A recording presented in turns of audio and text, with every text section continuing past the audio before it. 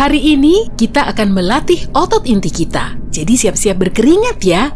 Maaf, bukan inti yang itu. Hei, manusia sudah melanglang buana, turun ke inti bumi dan naik ke luar angkasa. Tapi gimana kalau kita bisa memadukan petualangan ini dan mencari tahu apa yang tersembunyi dalam planet-planet lain dan beberapa bulan di tata surya? Dengan bantuan bor hiper antar bintang ini, paling tidak kita bisa mencapai sebagian. Koordinat sudah ditentukan, semua sistem siap, dan destinasi pertama kita adalah bulan. Bulan kita tepatnya. Kita mendarat di permukaannya yang kelabu dan terpencil di bawah langit yang hitam. Tidak ada warna biru di sini karena sedikitnya atmosfer yang bisa menyebarkan sinar. Bor mulai bekerja dan pertama kita menembus lapisan luar bulan. Keraknya seperti di bumi. Kita ada di bagian bulan yang terang, jadi ketebalan lapisan ini hanya 70 km, tapi kalau kita mendarat di bagian yang gelap, ketebalannya lebih dari 2 kali lipatnya.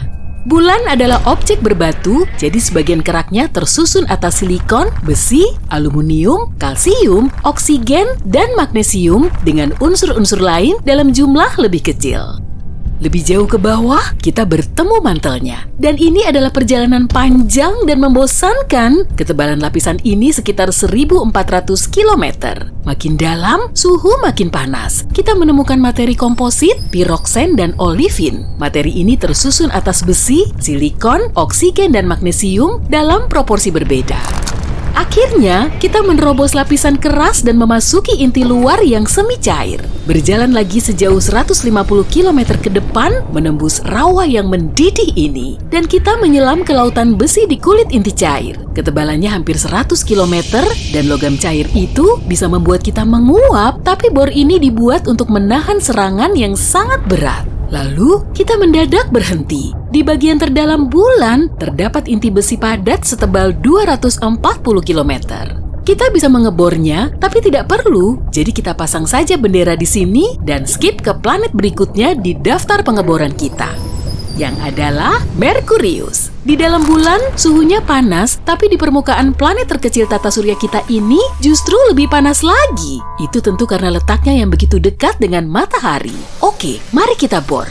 Kulit luar Merkurius lumayan tebal yang terdiri dari kerak dan mantel dengan kedalaman sekitar 400 km.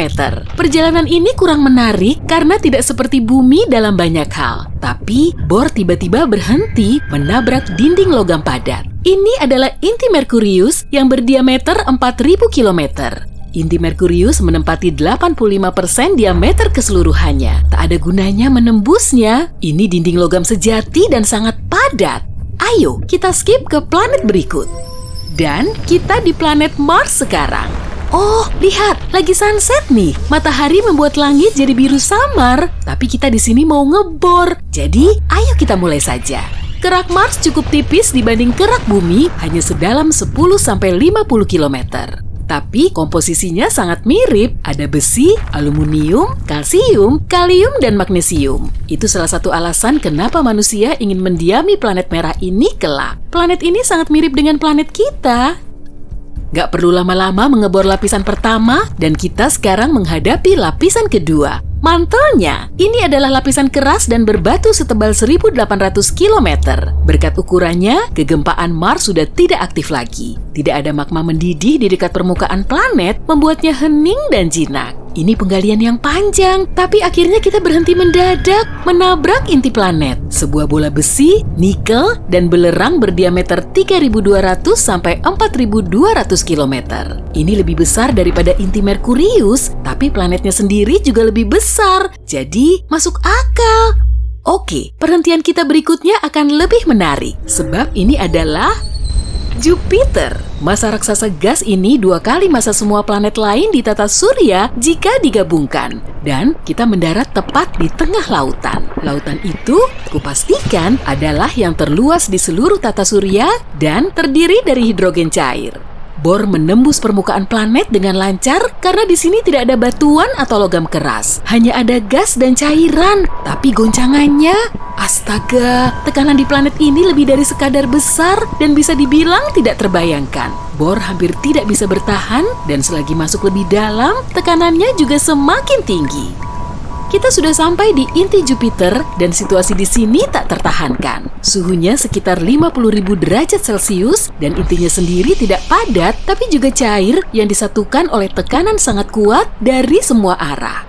Bohr mulai bergemertak, pertanda buruk. Ayo pergi dari sini sebelum bomnya patah.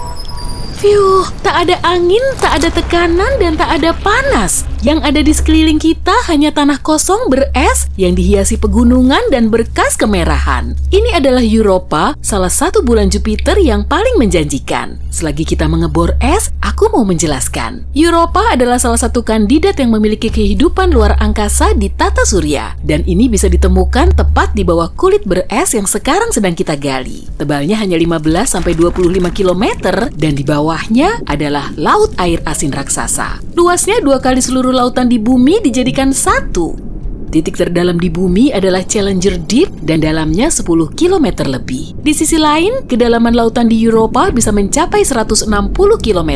Dan entah apa yang tersembunyi di lautan dalam yang gelap itu. Oke, kita menembus air dengan mudah dan akhirnya sampai di dasar lautan. Mantel dimulai dari sini dan tersusun atas batuan seperti di bumi. Gak lama, kita menemukan inti logam dari bulan itu. Europa sedikit lebih kecil daripada bulannya bumi, jadi tidak mengejutkan kalau kita cepat sampai di pusatnya. Oke, lanjut yuk, pergi lebih jauh lagi.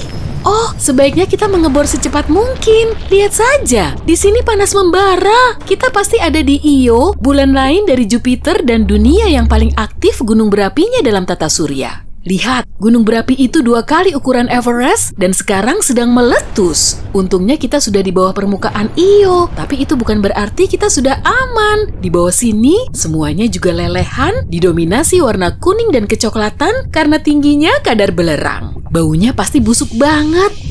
Tapi, ciri paling aneh adalah baik di dalam maupun di luar Io, semuanya selalu bergerak. Jupiter dan bulan-bulannya yang lain membentuk kekuatan gelombang raksasa yang membuat permukaan Io membengkak lebih dari 100 meter naik turun seperti tsunami besar di bumi. Tapi di sini bukan air, melainkan batuan. Tapi, makin dalam, keadaan makin tenang, sampai akhirnya kita berada di inti besinya. Suhu di sini masih panas, tapi setidaknya sudah tidak ada goncangan dan pembengkakan seperti di atas. Mari pasang bendera lagi dan pergi ke titik berikutnya. Dan itu adalah Saturnus, planet terbesar kedua dalam tata surya dan yang paling terkenal dengan cincinnya yang spektakuler. Tapi bukan satu-satunya planet bercincin loh, nanti kita bahas ya. Nah, seperti yang sudah kamu lihat, bor kita jatuh menembus gas hidrogen dan helium yang menyusun sebagian besar permukaan planet dan atmosfernya. Tidak perlu bekerja di sini, cukup tunggu dan berharap semoga tekanan yang sangat besar tidak menghancurkan bor kita menjadi rongsokan. Akhirnya, tekanan menjadi begitu besar sehingga kita mendapati diri kita berada dalam hidrogen cair dan di sini kita mulai menyelam. Kita akan segera sampai di inti Saturnus yang padat. Ah, ini dia. Inti ini tersusun atas besi dan nikel dan sebenarnya cukup kecil jika dibandingkan dengan keseluruhan planet. Oke, destinasi terakhir menunggu. Ayo. Disinilah kita, Neptunus. Bohr segera melempar jangkar karena angin di sini sangat kencang. Kecepatannya mencapai 5 kali kecepatan siklon tropis yang paling ganas di bumi. Neptunus diselimuti lapisan hidrogen dan helium tipis seperti Saturnus atau Jupiter, tapi di bawahnya ada lebih dari itu. Di perbatasan tata surya ini panas, berangin dan sepi, jadi mari kita menggali saja.